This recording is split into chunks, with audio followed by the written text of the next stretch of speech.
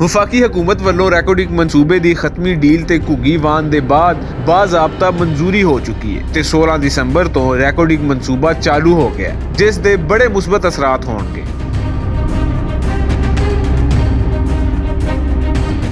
वज़ीर आज़म मियाँ शहबाज शरीफ का कहना है कि हुकूमत पाकिस्तान रैकोडिक मनसूबे सने सरमायाकारी के दूजे मनसूबों में सरमायाकारां दे हकूक के तहफ़ुज़ नूं यकीनी बनाएगी। चेते रहे, हुकूमत ने बाज़ कानूनी रुकावटां लामे करन लई 5 रुकनी कमेटी तश्कील दी सी। रैकोडिक मामले उत्ते इत्तेहादी जमातां विच जिहड़े तहफ़ुज़ात सन वो दूर कर दिते गए ने। मनसूबे विच बलोचिस्तान का 25% हिस्सा सी जो कि 35% कर दिता गया। वज़ीर आज़म मियाँ शहबाज शरीफ ने आख्या कि हुकूमत पाकिस्तान सरमायाकारां नाल कीते गए वादे पूरे करेगी। वफाकी काबीना के अजलास विच रैकोडिक मनसूबे की तंजीमें 9 ते भी तफसीली बहस की गई। इक्तसादी राबता कमेटी के 11 दसंबर के अजलास विच मंजूर किए गए रैकोडिक प्रोजेक्ट फंडिंग प्लान की तौसीक भी हुई सी। इस जिमन विच वजारत पेट्रोलियम ते दूजियां वजारतां नूं भी बाज़ाबता इजाजत दी गई सी, जिस दे नतीजे विच 15 दसंबर नूं रैकोडिक दी इस डील उत्ते खत्मी घुग्गी वाही गई। रैकोडिक मनसूबे पारों मुईशत उत्ते चंगे असरात होणगे ते तरक्की दीयां राहां खुलणगीआं।